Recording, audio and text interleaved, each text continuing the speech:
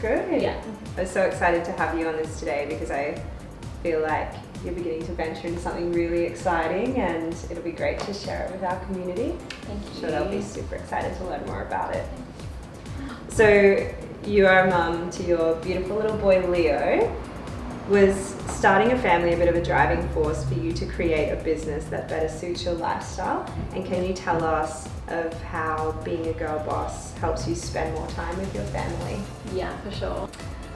Leo, I could talk about all day, but I know we're not here to chat about him. But he is so special, and it's funny because the timing of things, it's like it wasn't planned to have a family at that time. Things kind of happened and progressed, and everything just felt normal, like everything just flowed, and it was really good between my partner, and we fell pregnant and only found out kind of quite late in the pregnancy. I was 19 weeks when I found out. Yeah. So we were almost put in a position where we had to make decisions quite quickly. Because you were in Sydney, weren't you? We were living in Sydney. I was working full time for an agency, and yeah, family and the future and all those sort of things weren't really on my mind. But yeah, I don't know, it kind of led us to a point where we were able to decide really quickly, let's move back to Brisbane, be closer to our family, have that support. And it wasn't until that time, I think, when I started maternity leave that I really started to think, okay, what do I actually want to do for myself? And I had thought about like having my own business before, but not really sat with the idea because I was just in the, you know, normal corporate life where you just go about your day and you work for someone else and you get it done and you kind of walk away from work and that's it. But it wasn't until that point where I was like, you know what, I actually really do want to create something for myself. I thought I had a number of skills that I could tap into and learn more about, and yeah, so I'm really glad that things happened in that way, even though they weren't planned, but I always think everything happens for a reason. Yeah. And that reason for me was figuring out, being able to like go within and sit with that idea of what can I actually do and create. And yeah, I've been able to do that for the last 2 years since he was born. And yeah, it's been really special. Yeah, it's cool. Yeah.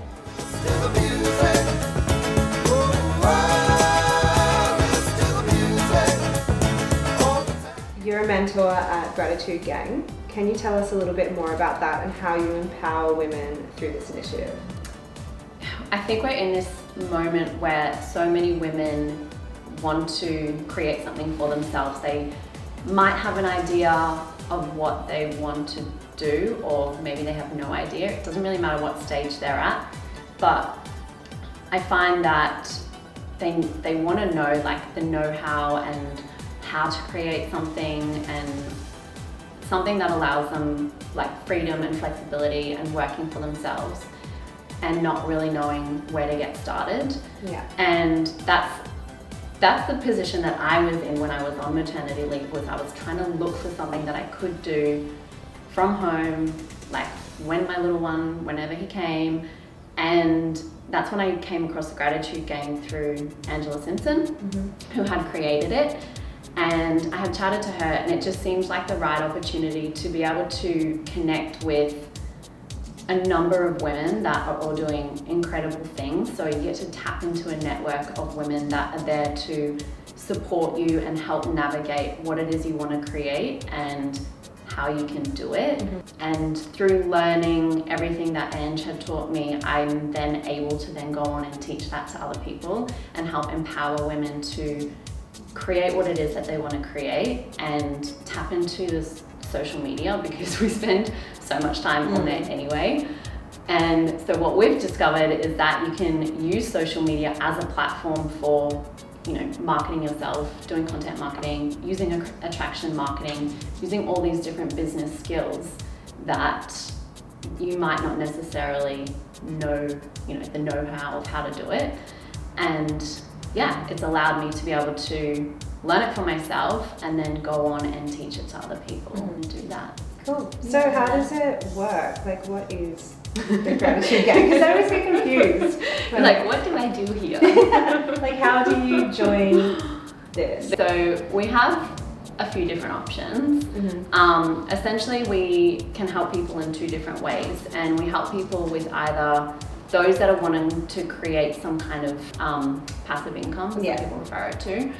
And by doing that, you essentially get access to our community. We have like a whole bunch of online trainings and guidelines and basically a step-by-step system to how to use social media as a way of creating an income. And then the other way that we help people, we have an online health system that we have. So we have a health program which is put together by nutritionists and life coaches and health coaches and yogis and personal trainers, all of these people that have come together to create this program where we get to help people with their health.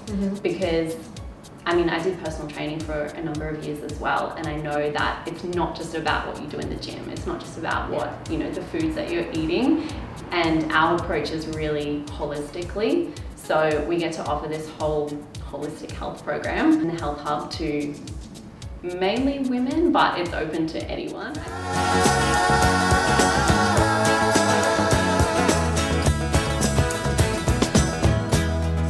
That mistakes are part of everything we do in life.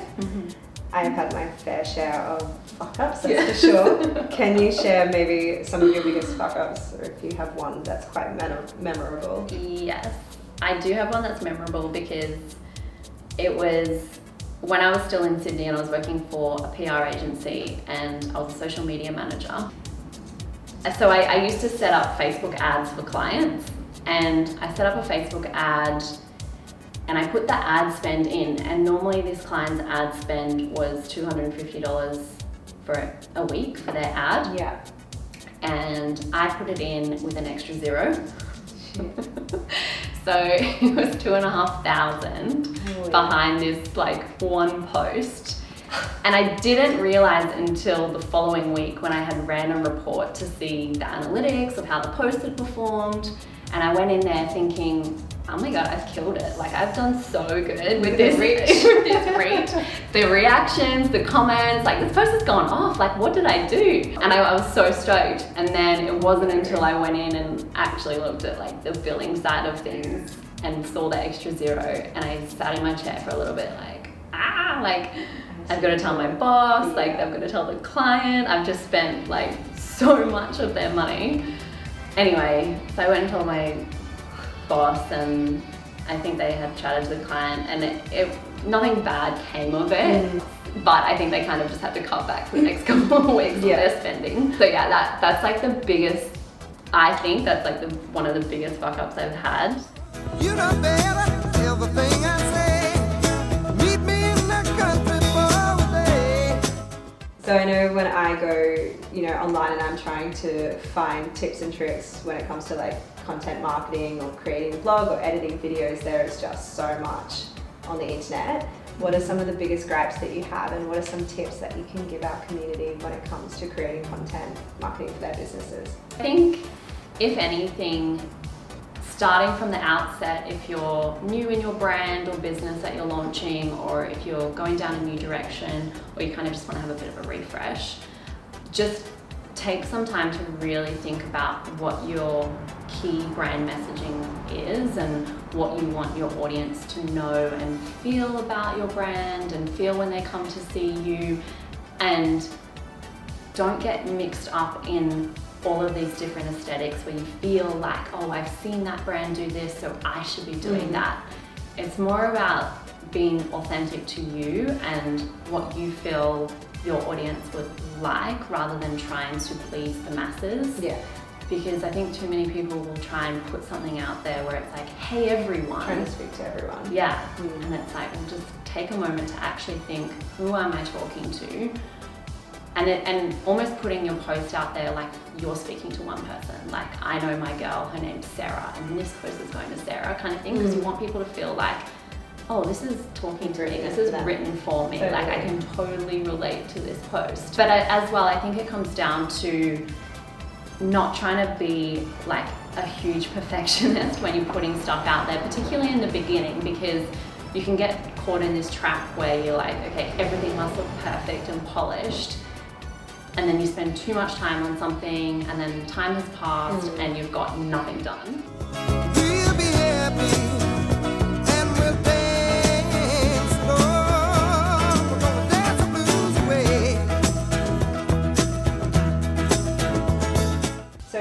bunch of different apps and many tools apps. that you use to make your life a little bit easier. Yes. What are some of your favorites? I love Pinterest. Yeah. I think a lot of people love Pinterest and This have is great. a billion boards. But from a business perspective, it is amazing. Like if you want to figure out the direction of your brand, or if you have some ideas, if you're going to engage with a designer, or if you're going to engage with someone to help with branding, then start a board where it's dedicated to your brand and you can pick up lots of different little inspiration from other brands that you see, but then not to copy them, but just to use as that inspiration and a bit of a guide to be like, okay, I like this particular style. And I get clients to do that as well. If someone comes to me and they want a logo, or they want something designed, or they want a website, I'm like, okay, that's great. And I'm quite a visual person, so as much as I could read a brief and read what you want out of me, I would much rather see some kind of visual representation. Yeah, definitely. So I think Pinterest is amazing for that, and it's so versatile. This invoicing app called Bonsai, or Hello Bonsai, I think it's called. And essentially, it's really great for freelancers because you go in there and you can create a proposal. Your proposal gets turned into a contract, your contract gets accepted by the client, then that gets turned into an invoice, and then it creates a project. You can create tasks against that project. It's just an all-in-one, so streamlined. You can track your time against projects, you can put in your expenses against projects. So I use an app called Over, which is good for creating graphics and stories, stuff to put in your feed, and they come with templates.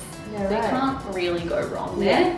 You're like, okay, I've seen something that I like in this template style, and I'm going to stick with it for a consecutive amount of posts. Keep it all consistent. Exactly. If I'm feeling good to you and you're feeling good to me, there ain't nothing we can do or say. So I find it really hard to put my phone down. My business relies pretty heavily on social media, as I think so many do. How do you stay off your phone and make have quality time with your family, and what little things do you practice? I think I'm definitely still working on this. It's something I've definitely become more conscious about, particularly being a parent. Because I know that if I'm sitting there on my phone and if Leo's in the room, even though it might seem like we're spending time together, he could certainly feel there's some kind of disconnect and my energy isn't completely with him. And I've started to pick up on that and was becoming more and more aware of it. And I wasn't like doing it intentionally, but it's just like, I want to obviously give him all my attention when I'm with him. So I'm definitely working on setting some boundaries around that. And whether it's, I might put my phone in the kitchen and, we're out somewhere at the front of the house, and just knowing that I don't need to be checking it all the time. As much as it might seem like something's really urgent or needs to be responded to, or at the end of the day, it doesn't. Like, you'll get to it. Just schedule time where you do go and respond to messages or respond to emails. I actually came across someone else had recommended an extension that Gmail allows you to pause your emails. So you can set timeframes when they're paused, and then you can set the time where you actually dedicate, okay, for the next 2 hours I'm in front of my computer, I'm going to respond to all my emails and action all my emails, and they all come in at once. I think setting those kind of boundaries and setting up things and using those scheduling apps like I mentioned before, where things are already taken care of, and just being more aware of who you're spending time with, because I notice it with my friends, and if we go out to dinner and people are on their phones, and I'm like, no, just like, I want to be here and I want to connect. But it is so hard. Music play.